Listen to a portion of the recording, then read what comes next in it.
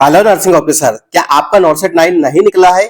तो बेट आपके लिए मैं लेके आने वाला हूं कि नॉर्सेट 10 और 11 का डेट यहाँ पे अनाउंस हो चुका है। तो डोंट वरी गाइस, आपके लिए यहाँ पे आप टेंशन की बात नहीं है। यदि आपका नॉर्सेट 9 नहीं निकला है तो ये वीडियो आपके लिए रहने वाला है। तो लास्ट तक देखना और वीडियो को स्किप मत करना। कैसे समझना है, कैसे स्टडी करना है, कितना आपके पास समय बचा है और नॉर्सेट 11 और नॉर्सेट 10 का यहाँ पे डेट कौन सा रहने वाला है आपके एग्जाम का, फ्री का, मेंस का, उसी के बारे में डिटेल में बात करते हैं।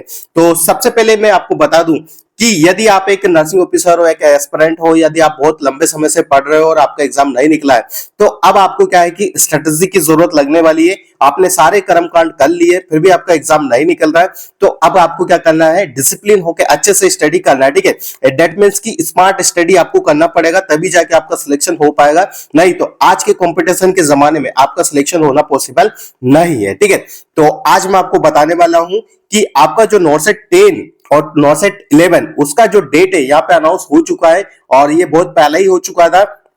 ठीक है, चलिए मैं बता देता हूं कि आपका जो नॉर्सेट एग्जाम है वो 10 कब तक हो सकता है। ठीक है, तो जो नॉर्सेट 10 है 2026 में कैलेंडर ईयर में यदि आप एम्स की ऑफिशियल वेबसाइट को विजिट करने जाओगे तो आपको देखने को मिलेगा। कब देखने को मिल जाता है? 11 ऑफ द अप्रैल को देखने को मिलेगा 2026 में। ठीक है, ये स्टेज 1 का आपका एग्जाम होगा जिसको हम प्रीलिम्स बोलते हैं। फिर नॉर्सेट जो हमारा स्टेज 2 का एग्जाम होगा 10, वो आपको देखने को मिलेगा 30 अप्रैल में और इसका जो रिजल्ट है वो 11 मई को देखने को मिल जाएगा।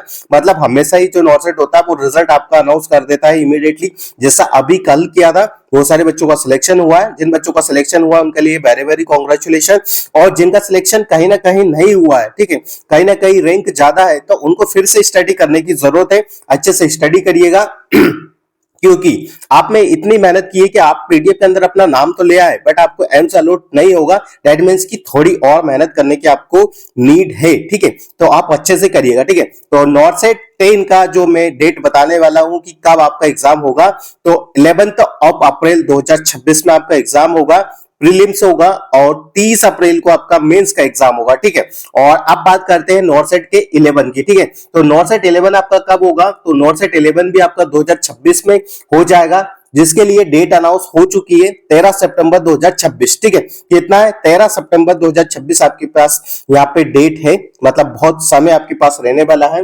और स्टेज 2 मेंस की एग्जाम की बात करें तो 13 सितंबर से लेके तो 30 सितंबर को आपका एग्जाम हो जाएगा। ठीक है, तो मतलब यदि देखा जाए कि एक साल में आपके पास 2 अपॉर्चुनिटी आने वाली है जिसमें आपको 2500 प्लस पोस्ट देखने को मिलेगा।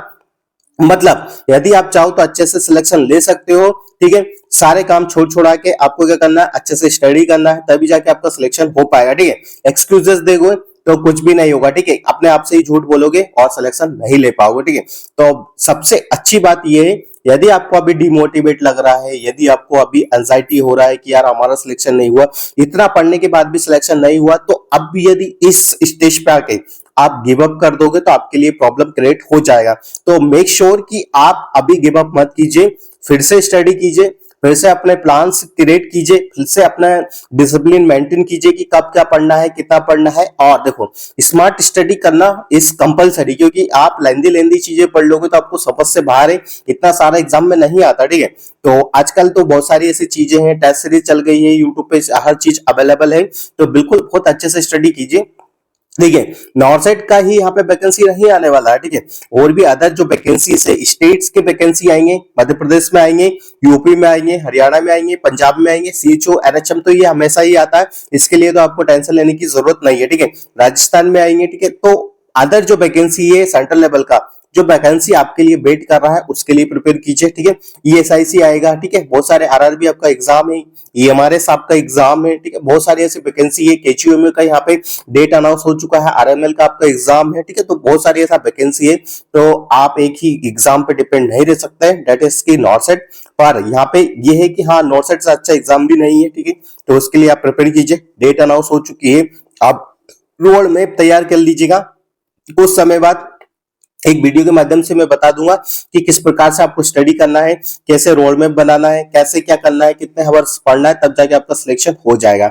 तो यह अपडेट आपके लिए रहने वाला था। तो सेशन को ज्यादा से ज्यादा बच्चों को शेयर कर दीजिएगा।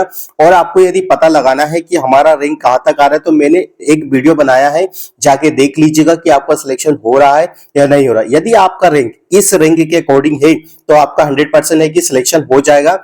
और यदि आपका रैंक इससे अबव है तो मेक श्योर कि आपको स्टडी करने की जरूरत है। आप अच्छे से स्टडी करिएगा, तभी जाके आपका सिलेक्शन नेक्स्ट टाइम पे हो पाएगा, नहीं तो फिर नहीं हो पाएगा। ठीक है, तो जगह जगह भटकने से अच्छा है एक ही जगह पे आप अपनी चीजें को वेरीफाई कर लीजिएगा कि आपका सिलेक्शन होगा या नहीं होगा। ठीक है, हम मिलेंगे नेक्स्ट अपडेट के साथ। जब तक बने रहिए आपके अपने YouTube channel medical nursing services पे।